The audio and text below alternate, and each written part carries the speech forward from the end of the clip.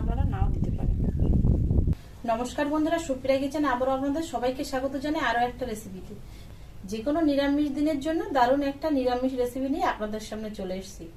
তো প্লিজ বন্ধুরা, আপনারা পুরো ভিডিওটা প্রথমের থেকে শেষ পর্যন্ত দেখবেন, আশা করছি আপনাদের ভালো লাগবে। নিরামিষ রেসিপিটা বানানোর জন্য এখানে আমি দেখুন 50 গ্রাম সয়াবিন নিয়েছি। সয়াবিন দিয়ে রেসিপিটা বানাবো। যে প্লেন সয়াবিন, আমরা তো প্লেন যেভাবে খুশি সেভাবে রান্না করে খাই, কিন্তু আজকে সয়াবিনটা একদম সম্পূর্ণ আলাদাভাবে রান্না করব। অল্প জল দিয়ে কড়াইটা বসিয়ে দিয়েছি, একটু উষ্ণ গরম জলে সয়াবিনটা ভিজিয়ে রাখবো। সেই জন্য সয়াবিনটা ও সাইডে ভিজতে থাকবো। এখানে দেখুন দুটো টমেটো নিয়ে আছি, আমি টমেটোগুলো গ্রেট করে নেব।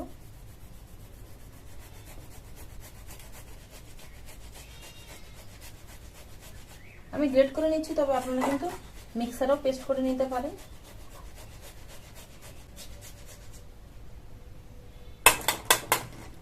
এই খোসাগুলো নেব না, বাদ দিয়ে দেবো। সয়াবিনগুলো ভিজে দেখুন ঠিক এরকম নরম হয়ে গেছে। এবার জল থেকে তুলে নেব। ভালো করে কিন্তু এরকম চাপ দিয়ে দিয়ে জল ঝরিয়ে তুলে নেব পাত্রে।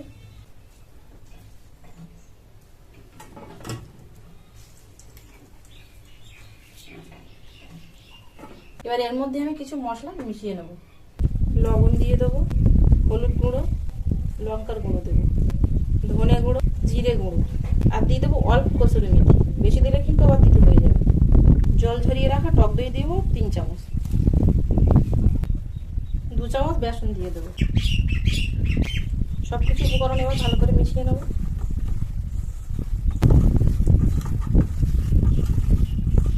দেখুন খুব ভালো করে মিশিয়ে নিয়েছি। কিন্তু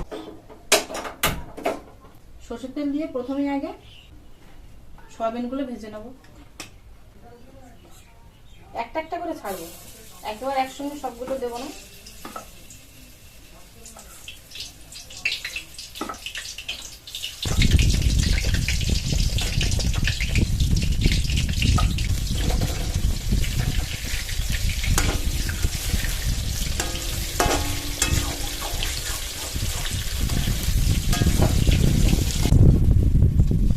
সয়াবিনগুলো ঠিক এরকম লাল করে ভেজে তুলে নেবো। এই সয়াবিন ভাজাটা কিন্তু আপনারা ডালের পাতাও খেতে পারেন শুধু, আর নইলে এরকম রান্না করেও খেতে পারেন।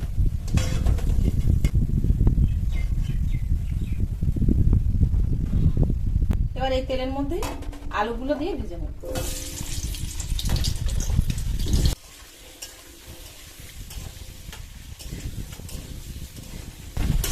আলুগুলো ভেজে নিয়েছি, দেখুন প্রায় 90% ভাজা হয়ে গেছে।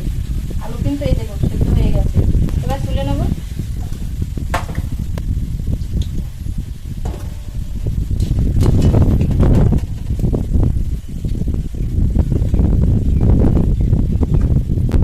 অল্প কিছু তেল তুলে নেবো, এত তেলের মধ্যে রান্নাটা করবো না। আলু ভেজেছি, তেল আছে তার মধ্যে, আর সয়াবিনও ভেজেছি তার মধ্যে তেল আছে। এবার এর মধ্যে দিয়ে দেবো, দেখুন এখানে আমি গোটা গরম মশলা নিয়েছি, এলাচ, দারচিনি আর লবঙ্গ। দিয়ে দেবো গোটা জিরে, তেজপাতা দিয়ে দেবো।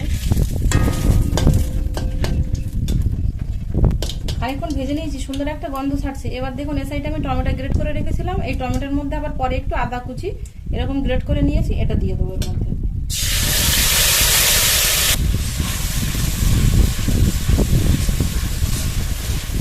টমেটোটা 1 মিনিট কষিয়ে নিয়েছি। এবার এর মধ্যে লবণ, ধনে গুঁড়ো, জিরে গুঁড়ো, হলুদ গুঁড়ো আর লাল লঙ্কার গুঁড়ো দিয়ে দেবো। এখানে আমি কাঁচা লঙ্কা পেস্ট দিলাম না, তবে আপনারা চাইলে এর মধ্যে কাঁচা লঙ্কা বাটাও দিতে পারেন। অল্প একটু জল দিয়ে মশলাটা কষতে হবে। মশলাটা কষিয়ে নিয়েছি, দেখুন মশলা থেকে তেল ছেড়ে গেছে আর বেশ সুন্দর একটা গন্ধ ছাড়ছে। এবার এর মধ্যে ভেজে রাখা আলুগুলো দিয়ে দেবো।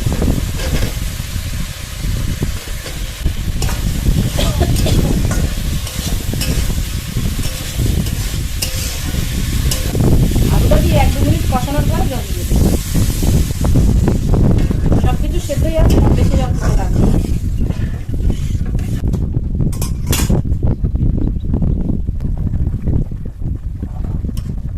এখন আলুগুলো এরকম সেদ্ধ হয়ে গেছে। এবার এর মধ্যে ভেজে রাখা সয়াবিনগুলো দিয়ে দেবো।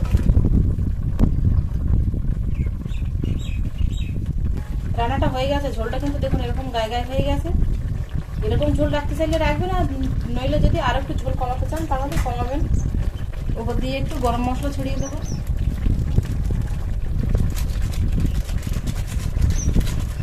আর দিয়ে দেবো সামান্য কসুরি মেথি। তবে যারা ধনে পাতা খান আপনারা কিন্তু একটু ধনে পাতা কিছু দিতে পারেন, আর যারা খান না তাদের দেওয়ার দরকার।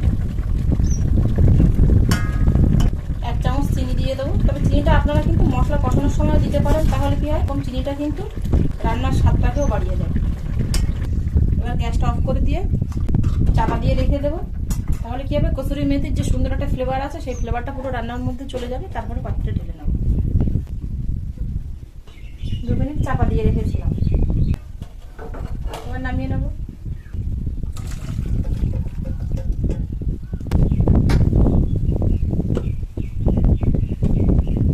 এবার ওপর দিয়ে 1 চামচ ঘি দিয়ে দেবো, তবে ঘিটা আপনারা নাও দিতে পারেন।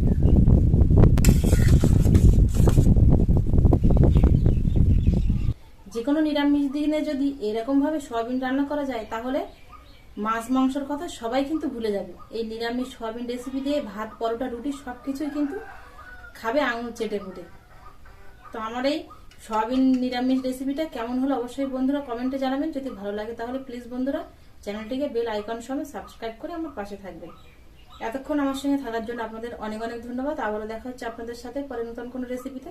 ততক্ষণ আপনারা সবাই ভালো থাকবেন, সুস্থ থাকবেন।